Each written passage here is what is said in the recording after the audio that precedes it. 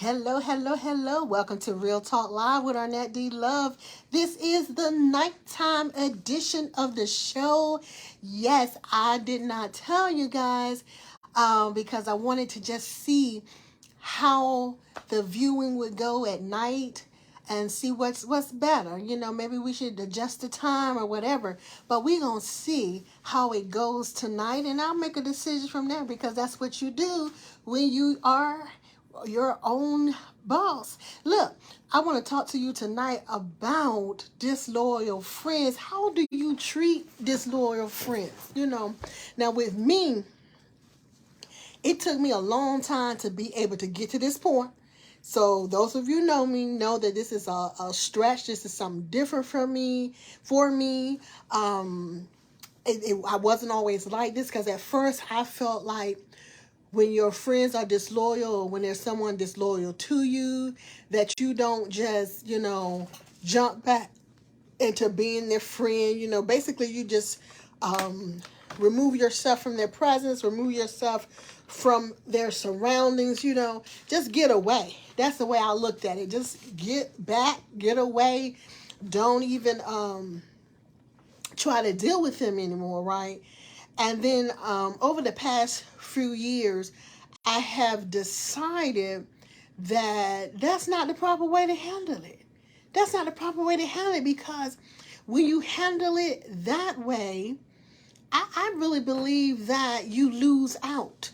I really believe that you give up some things that you probably could use, like I say, don't burn your bridges, right? So even though it wasn't maybe your fault that the relationship changed, the dynamics of the relationship changed, it could be possible that you give up some things that you could possibly be getting from the relationship.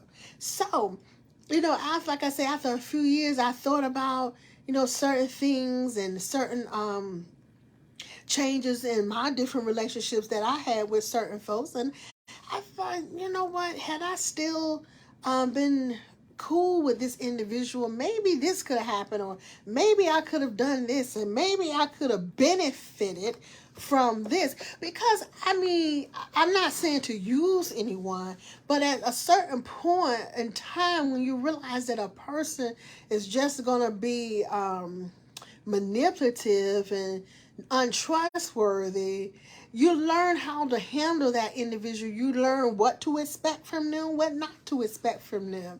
And so you work around, or as my mother would say, you work accordingly. And so now I would say that when your friend or someone you call friend has not been the best of friends to you, I think that the best thing for you to do with that relationship would be to treat them the way you would want to be treated. Surprise! I know y'all not used to me talking like this. I know you're used to me saying feed them with a long handled spoon, or just drop them because they're a non-factor, and this, that, and the other. And that may be so. They still may be a non-factor. A lot of things that they have going on may be non-factors to you, because at one point when you consider them to be a friend, you cared about what they did. But things change, but you learn how to handle them. You learn how close to be with them. You learn what makes them tick. You know what I'm saying? So I'm like, now it's like, you know and understand the magnitude of the relationship. So why not just treat them the way you want to be treated? You know what I'm saying? Just, if you want to be treated with kindness, treat them with kindness. You don't have to consider yourself still that devoted friend. You don't have to consider yourself to be still in a relationship where you are devoted, or where you have to be, how can I put it, besties, or everything they want you to do. You got to be a part of it.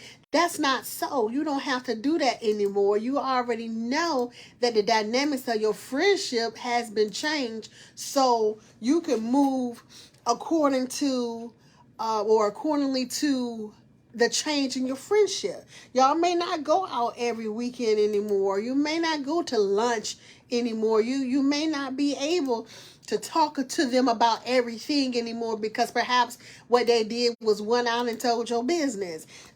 It could be any thing. It could be a numerous amount of things that has happened that has changed the friendship. But what I'm saying is you don't have to just kick them to the curb.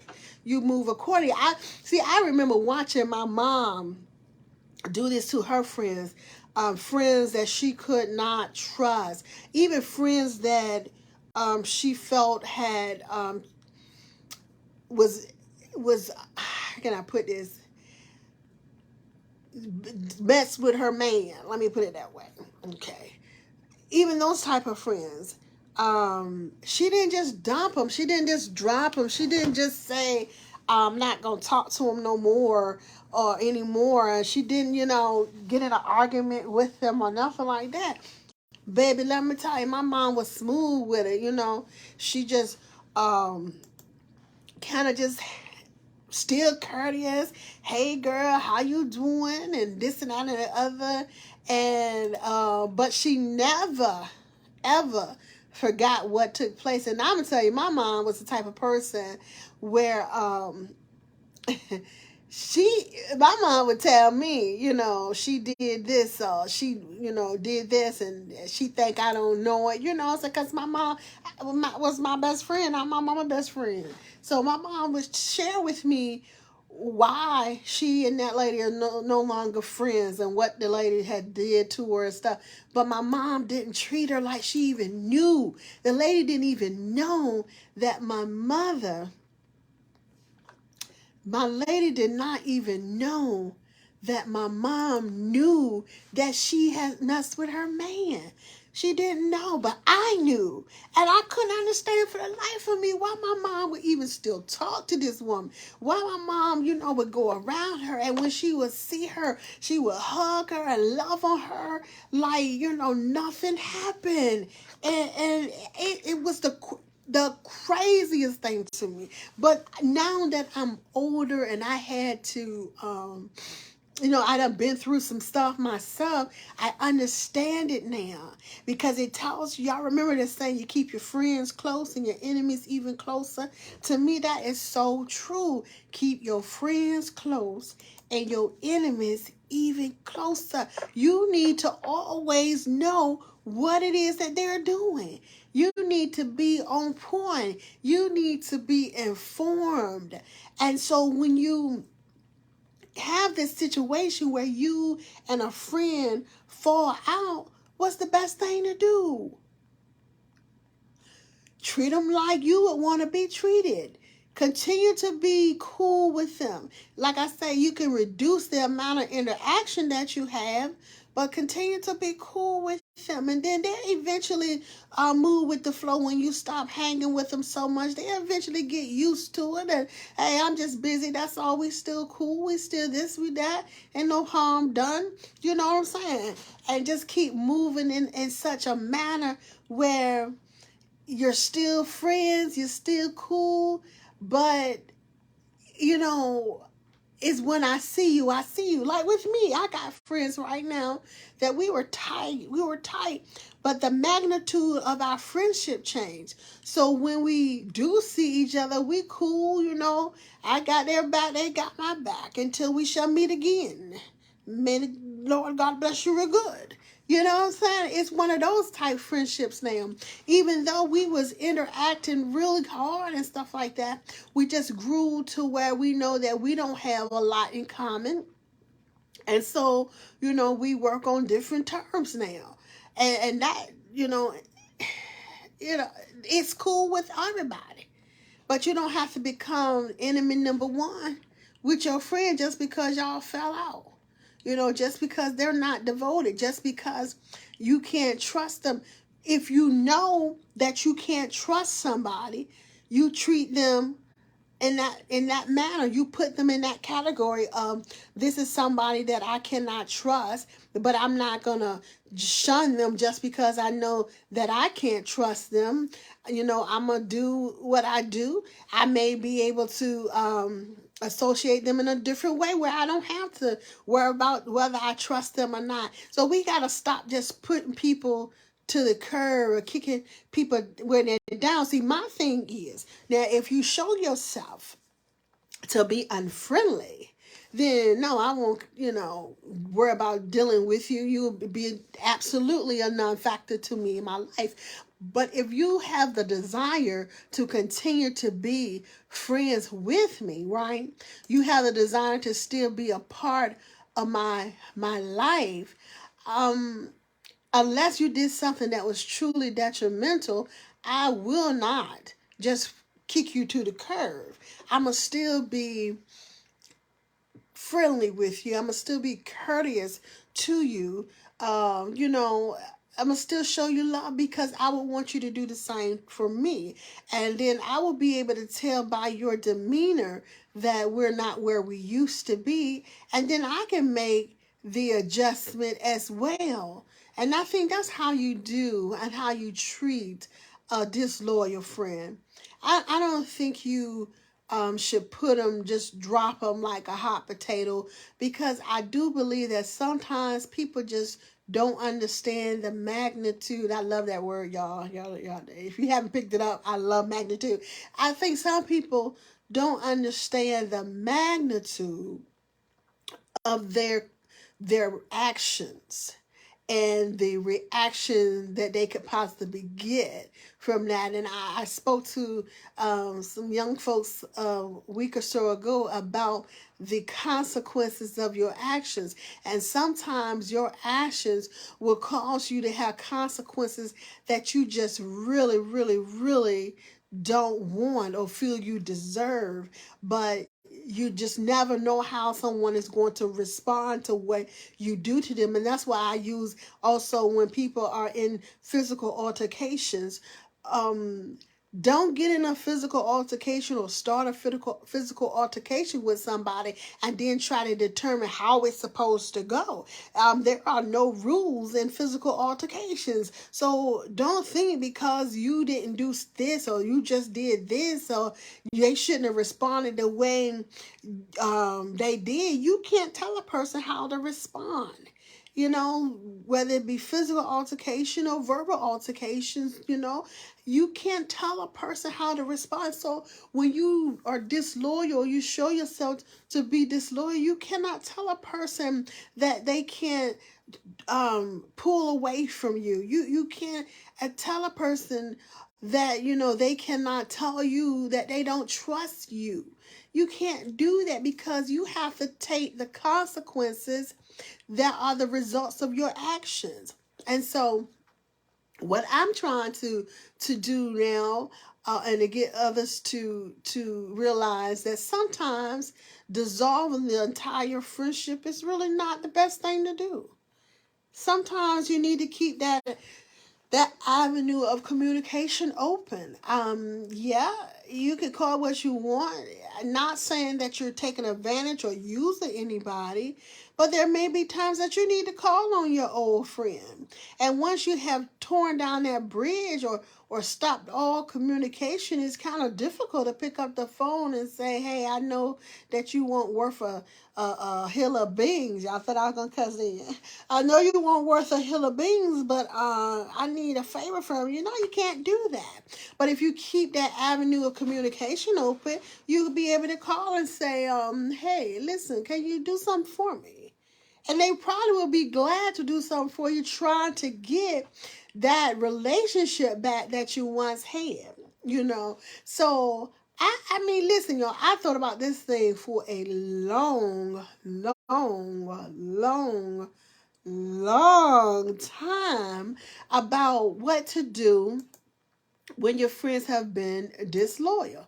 I have thought about this thing tremendously because I have had so many people whom I've called friend or whom I've loved, disappoint me and turn on me.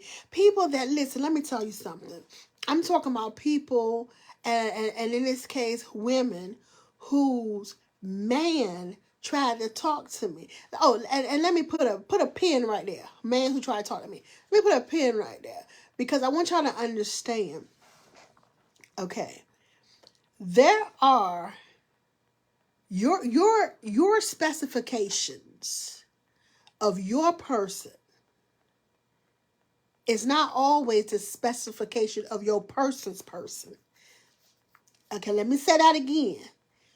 Your specifications of your person are not always the specifications of your persons. Meaning, let's say I'm talking to these women now because this is where I'm at.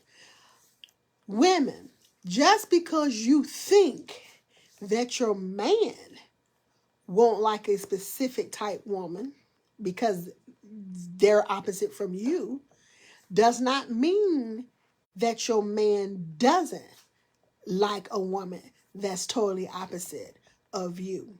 Okay? I can't tell you how many men that has contacted me. Yeah, me, oh plump, pretty me. Yes, I can't tell you how many men who has contacted me and I had to what? Send their tails home. I sent them back to you. You're welcome. You're welcome. I sent them back home and you're welcome. Okay? Thank me. Because my thing is, what he'll do to you, he'll do to me. And I don't want an adulterer. Why would I want your husband? He's an adulterer. So I want to trade places with you? I don't think so. I don't think so. So I don't, get a kick out of somebody's man approaching me or trying to talk to me and telling me that they love me and they because we used to have a thing back in the day and they still loving on me. Go home to what God has blessed you with, because that woman, hey sister, that woman that you got at home, that cooks for you, that does your clothes, that cleans for you, you better keep her. Because I'm going to spend your money. Because we're going to need a chef. We're going to need, or them meals ready to come because I don't like to cook. We gonna eat out. Or we going to need a maid.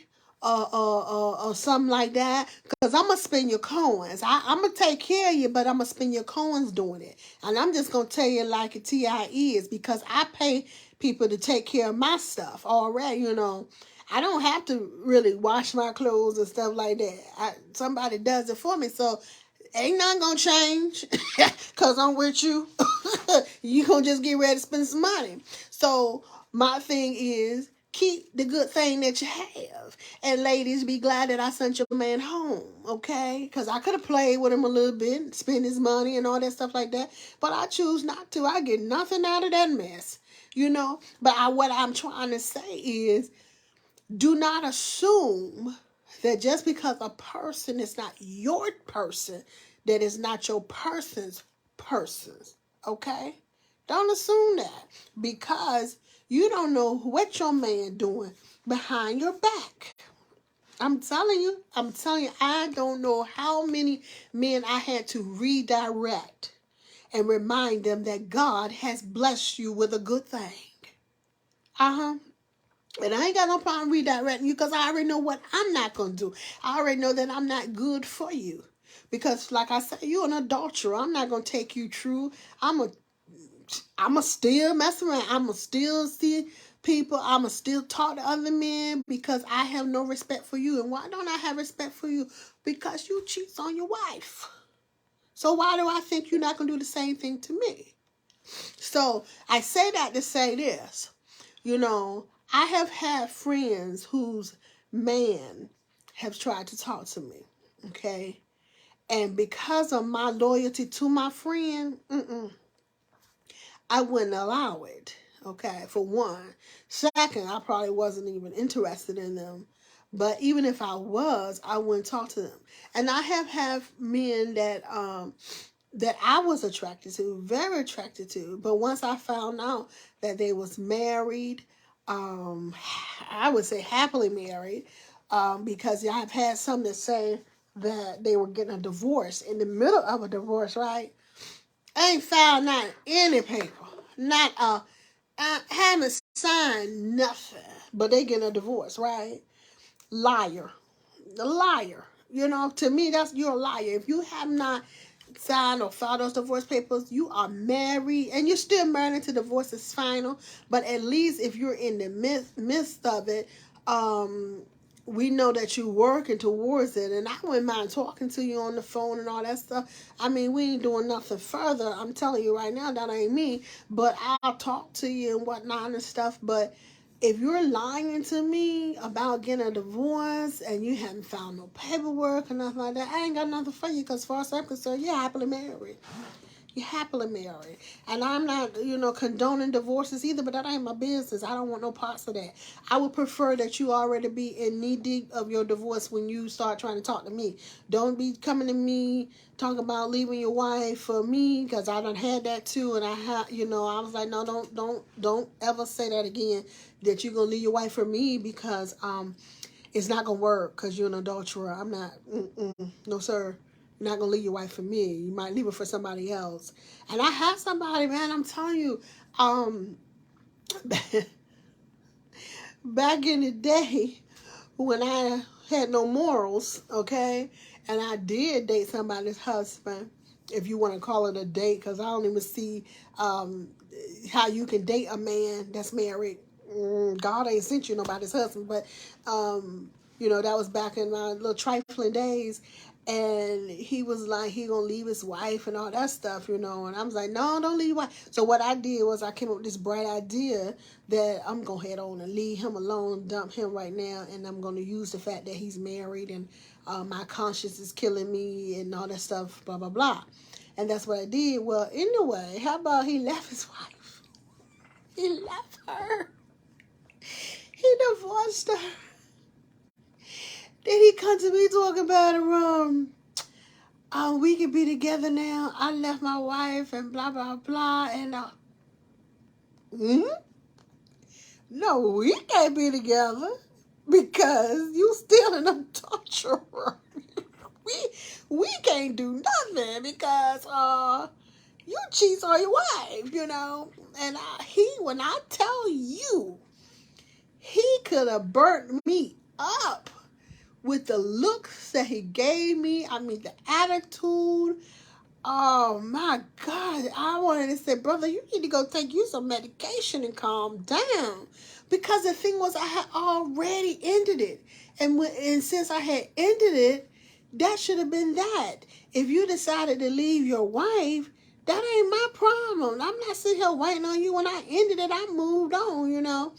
But that is how some people think, and so, I, I it took a lot for me, a lot of stuff to consider when I was like, you know what, leave them folks' husbands alone. You know what I'm saying? Let that junk go. And, like I said, that was even before I got saved. Let me say again, that was even before I got saved. Because I was like, this is not beneficial to me at all, being somebody's side chick or stuff like that, you know what I'm saying? Because I like jewelry, I liked a lot of stuff, and you trying to buy me jewelry and you coming up with this little kid stuff. I don't like the little kid jewelry. I like nice jewelry, and so I won't get in what I wanted from that, and I didn't appreciate it, and it just wasn't right. It won't sit right with me. So I changed my whole outlook on that, and so now I don't even condone that. We all have to grow from somewhere, so I don't even condone that. I got stories that, like everybody else has stories, but what I was trying to say is, as a friend, what I do, I am really devoted to my friend. If I respect you as a friend, You won't have to worry about none of that from me. I don't care whether you're married or if you're just seeing somebody. You won't have to worry about me because I'm going to always put our friendship ahead of anything else. Any kind of trifling desires or temptations, I'm going to always put our friendship up like that, ahead of that, you know. And I would expect my friends to do the same for me. And if my friends can't do the same for me, then I know that I have to watch what I do, the way I move, who I bring around them, you know, because I'm telling you, I don't know if I had told y'all before about I had a friend who had a man, and the man, you know, they lived together and whatnot. And when I would go over there with my fiance, yes, I was engaged a couple of times or whatever. And I can't count how many times, but I know it was at least two. And so, I was engaged, and I would take him to her house, you know, because it was her man, and we would go over there. And one day he told me, he said, I don't like going over there. I don't want to go over there. I feel uncomfortable. And I'm like, why do you feel uncomfortable? What's going on? And he was like, um, she stares at me. That's what he said.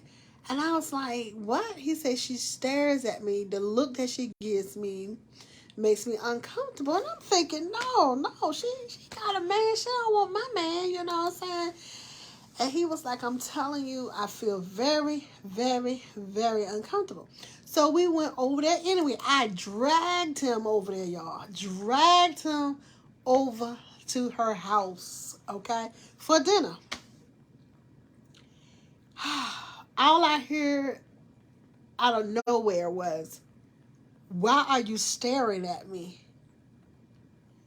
Ah, I was like, what? And she was like, what? He said, why are you staring at me like that? And he looked at me, and I knew right then. I was like, gotta go. I felt like the color purple because I'm ready to fight now. I felt like Miss Sophia. I was ready to fight. And I told him, we didn't eat there. I grabbed my son, and I told him, come on, let's go. And I mean, I apologized all night. The rest of the night, I apologized for not listening to him, for not believing him. And so I'm telling you ladies right now, if your man or your woman or whatever or whoever tell you something like that, something that makes them uncomfortable, listen to them. Listen to them, respond to them, because it may just be something that you need to know. Do not ignore them when they tell you that something is not right with this picture, okay? Because she, to me, was one of the ones that would have been nasty enough to mess with my fiance. You know, at that point, she didn't care. She didn't care. At that point, she did not care. So, thank God he cared enough to tell me that, listen, this is what's going on. I don't, want to be around her. Please stop this. And then because I didn't listen, he showed me. I guess he said, I'm going to show her. I can show her better than I can tell her. And that's exactly what he did. That's exactly what he did. He showed me better than he could tell me. And so I was like, always listen to your man. Don't ignore him. And so, so I'm talking about, so that type of friend. So how did I handle her afterwards? You know what I'm saying? I never revealed to her that he told me what was going on. Never revealed to her that, we talked about that incident that night. I never revealed to her, but I knew that I had to watch her. And so I just made adjustments. I didn't bring him around her anymore. Even when she was like, what happened? What happened? And, or, she was like, well, y'all coming back over? When y'all coming back over? And I was like, basically just ignored her. I don't know, saying let it go. We never went back over there as a couple. I would go see her and whatnot, but we never went back over there as a couple. And I mean, I just didn't understand because her boyfriend or her fiance was so like overbearing. I didn't understand why she would do that. But then we don't know what they were into. They could have been into that, that thing there. I wasn't, into it, and my friend wasn't. So it was something though. But I know he was fine though, cause I ain't dating nothing but fine men. I'm telling you, I only dated men that look like models. I had a couple of yoo-hoos in there. Like ooh, where he come from, but only a couple. Only a couple. Most of the men I dated were model material. They were tall, nicely built. Some of them were bald. Um, really really nice looking men. And then they treated me very well too. So that's what I was used to. So, like I say, I treated her kindly afterwards. But honey, I was really cautious of what I did with her, what I said to her, not bringing my friend around her. So how would you treat a person like that? Would you just cut them off, be mad because they tried to I guess flirt with your man and stuff like that? You know, what would you do? And that's what we need to think about: the bridges that we burn, the our reactions, how we handle certain things. To me, right now, I don't really let anybody get real close to me like that anymore. Anyways, like talking about, not saying that it could never happen, but again, but I don't really let people get really close to me anymore. But I look at the fact where I'm very cautious about what I do. I pay attention to what people say. So you can find out a lot about individuals if you just listen to what they're saying. You can tell what type of relationship that you do have with them. You can tell where you stand in their life if you would just listen to the things that they're saying, and you will be able to receive your place in the relationship, and you can move accordingly. How do you handle a disloyal friend? I mean, I have had people I've called my friend, and as soon as I'm away from the area, they're talking about me like a dog. You know what I'm saying? Like a dog.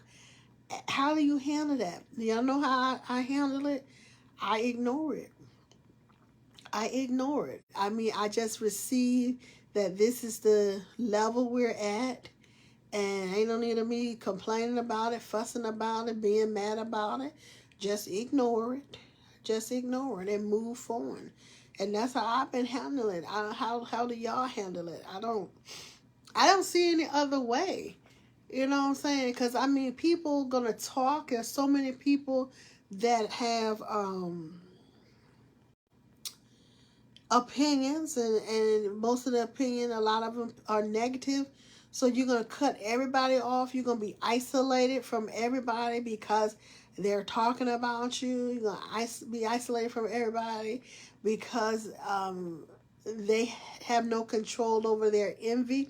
Because when a person has to talk about you, and you, or they don't, like you, or, hating on you, let me say hating on you, and you have done absolutely nothing to them, it's jealousy, it's envy, it's something that you're doing that they are concerned about, that they're envious of. Because see, as long as they feel that you're beneath them, they have nothing to be envious on. They have nothing to discuss. Really, you know what I'm saying? You notice that a lot of times when you down, that's when people want to help you. But when you up, or let me say, not just help, when you're down, they want to be around you. Ever experienced that? People, when they feel like they doing better than you, they don't mind being around you. But as soon as you move on up to the east side, they don't want to be around you because that envy kick in, and now you know they got a problem with you. But as long as you're down and out, they wanna you can be around them because you make them feel superior. But as soon as you get on that level with them, they don't care to be around you because you make them feel inferior. Pay attention. Pay attention to those type of friends. See, I want friends that we both can rise together. I want friends that we both can be on the same level. We can talk about what we're doing, where we're vacationing, how we're investing our money, and what we're getting on returns. I want them type of friends. I don't want the friends that every time I say I made a purchase, they feel in some kind of way because, you know, they can't make the same purchase. And then you got to be that friend that knows that if you have a friend that can't make the same purchase, you don't talk about those purchases around them. You talk to them on the level that they understand and can deal with. And then you go find you some more friends that can be on that level of your purchases and your expensive cars and your yachts and stuff like that. Some people just don't understand that that is not what you do. You're not supposed to. And I don't know if I was on the radio when I said this before or whether I was doing a show. And y'all got to excuse me because my sinuses ain't playing and they ain't caring about me being in front of this camera. So I'm going to have to continue to take care of my nose. But some people don't understand that you don't discuss everything with everybody. You just don't. I think I did a show on this. You don't discuss everything with everybody. You stay on the level that they're accustomed to. Okay? And I got people that do me like that too. And I tell them, let me tell you something. That is a rich person's problem. That is not my problem. That is not something that me and you need to discuss. Think I'm lying? I'm not. I will tell you in a minute when you start talking about them big bill items like them new cars and $100,000 cars and stuff like that that you purchasing or rich folks problems. Don't come to me with that. I'm trying to make sure I got enough for this, and this. You need to go talk to your other friends about that. I'm still driving my little van, going over there. And I'm serious. I don't let people just talk to me about anything. I really don't. Stay on my level so I can talk back. We won't have a conversation. I can't have a conversation with you when you go outside of my level. And then it just seems to me like you bragging. Why are you bragging to me? I mean, I really don't care. What I want you to do is thank God. Thank God for your blessings. I'm thanking God for your blessings for you. But right now, I can't even talk to you about it because I don't know nothing about that. I don't know nothing about that. I don't know anything about special ordering my car. You know what I'm saying? I went on the lot, picked it out, drove it. Okay, I bought it. You know? And then you just have to, you know, certain things you just don't talk to people about. You talk to people on their level. I'm telling y'all, that's what you should do. You should know better, you know, because there are some people that's going to be envious. Not me, though, because I just really don't care. I don't care. I want you to be blessed. I pray that you be blessed. I want good things to happen to my friends and around me, but I also want you to pray that good things happen to me too. You see what I'm saying? I don't need no disloyal friends. I don't need no friends that praying that I never catch up to what they had or what they doing and blah, blah, blah. I want you to be loyal and pray for me as well. But my recommendation is not to do the things that I used to do. And that just cut people off completely. I cut you off completely, baby. If you did anything, you came at me wrong, you lied on me, you did this and that to me. Oh my goodness, I don't want you in my life no more. I don't want no parts of you. Nowhere around me shall you be. And I just realized, you know what? They don't need to do that. Don't do that. Just, you know, pull back a little bit and handle them accordingly. If you know that you can't trust them around certain groups, or you can't be around certain people with them, don't be in that number. Don't go around certain people, because you know there are some friends that when they get around other people, they act out. They try to shine. They want to be, the center of attraction. And so if you know that when you go around a certain set of people with this individual, they want to be the center of attraction, you can't make that event. I'm sorry, I can't go there. I'm busy. You handle it accordingly.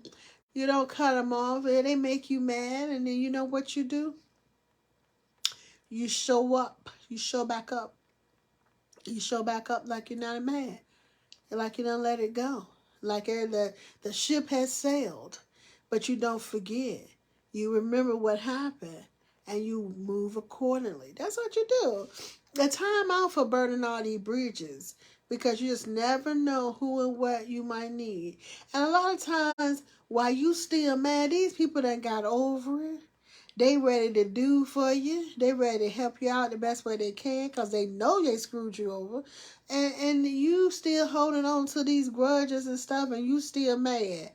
You know what I'm saying? I ain't telling y'all nothing I don't know. I'm telling you what I have experienced and what I've done. You still mad. And what you mad for? You done forgot? They done forgot? Everybody ready to move on but you? No. Let that stuff go. Don't burn the bridge. Just be cautious. Be cautious next time. Keep them associates. Keep them in your life. You know what I'm saying? Unless they causing you case numbers. You know what I'm saying?